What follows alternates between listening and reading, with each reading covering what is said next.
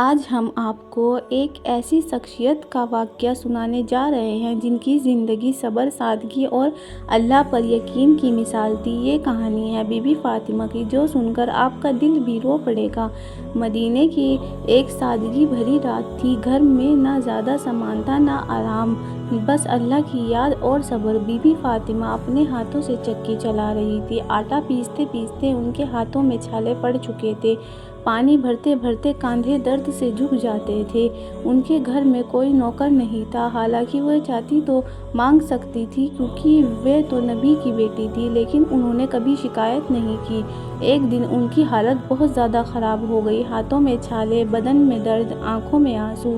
انہوں نے اپنے شوہر حضرت علی سے کہا، کیا ہم ابا جان سے ایک مددگار نوکر نہیں مانگ سکتے؟ حضرت علی نے کہا، ہاں چلو پوچھ لیتے ہیں۔ دونوں گئے حضرت محمد صلی اللہ علیہ وسلم کے پاس، لیکن وہاں اور لوگ موجود تھے تو بنا کچھ کہے واپس آ گئے۔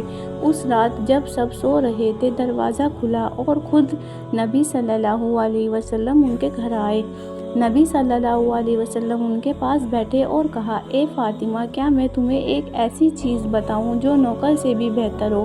فاطمہ نے ترنت کہا، جی ضرور بتائیے۔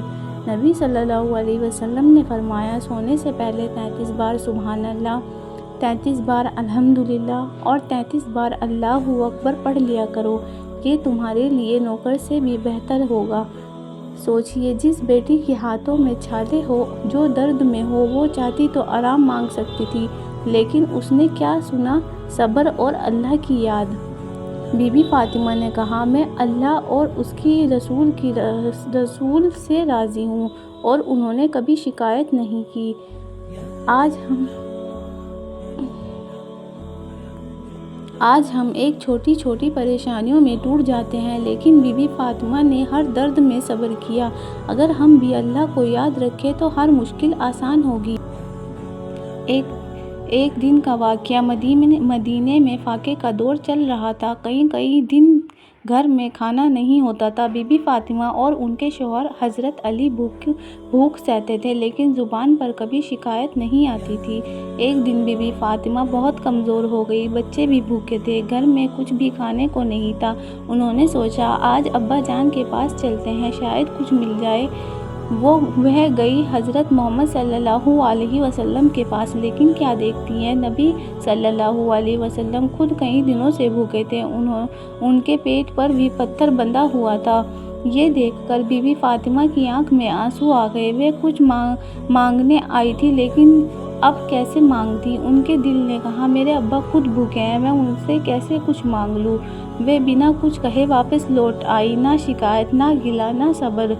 جب حضرت محمد صلی اللہ علیہ وسلم کو پتہ چلا تو ان کا دل بھر آیا۔ انہوں نے سمجھایا، اے فاطمہ، دنیا کی تکلیفیں تھوڑی دیر کی ہیں، لیکن صبر کرنے والوں کے لیے جنت ہے۔ سوچیے، بیٹی بھوکی ہے، باپ بھی بھوکا ہے، لیکن تینوں میں سے کسی نے شکایت نہیں کی۔ یہ تھا ان کا ایمان، ان کا صبر۔ آج ہم چھوٹی چھوٹی باتوں پہ شکایت کرتے ہیں، لیکن بی بی فاطمہ نے بھوک میں بھی صبر کیا۔ اگر ہم بھی اللہ پر بھروسہ رکھیں تو ہر مشکل آسان ہے۔ آج ہم آپ کو ایک ایسی پاک عورت کا واقعہ سنانے جا رہے ہیں جن کی زندگی حیا، پردہ اور ایمان کی سب سے بڑی مثال تھی۔ یہ کہانی ہے بی بی فاطمہ کی، جو ہمیں سکھاتی ہے کہ اصلی خوبصورتی کیا ہوتی ہے۔ ایک دن حضرت محمد صلی اللہ علیہ وسلم اپنی بیٹی بی بی فاطمہ کے گھر آئے۔ گھر چھوٹا تھا، سادہ تھا، لیکن اس میں سکون اور برکت تھی۔ نبی صلی اللہ علیہ وسلم نے اپنی بیٹی سے پوچھا، اے فاطمہ، دنیا کی سب سے بہترین عورت کون ہے؟ بی بی فاطمہ نے ادب سے جواب دیا، اللہ اور اس کے رسول بہتر جانتے تھے۔ نبی صلی اللہ علیہ وسلم نے خود فرمایا، سب سے بہترین عورت وہ ہے جو غیر مردوں سے پردہ کرتی ہے اور اپنی حیا کی حفاظت کرتی ہے۔ بی بی فاطمہ یہ سن کر گہرائی سے سوچنے لگی، ان کے دل اور بھی اللہ کی طرف جھک گیا۔ جب بی بی فاطمہ کی طبیعت خراب تھی، وہ اپنے آخری دنوں میں تھی، انہوں نے حضرت علی سے کہا، مجھے ایک بات کی فکر ہے۔ حضرت علی نے پوچھا، کیا بات ہے؟ انہوں نے کہا، جب میرا جنازہ اٹھایا جائے تو لوگ میرے جسم کا اندازہ نہ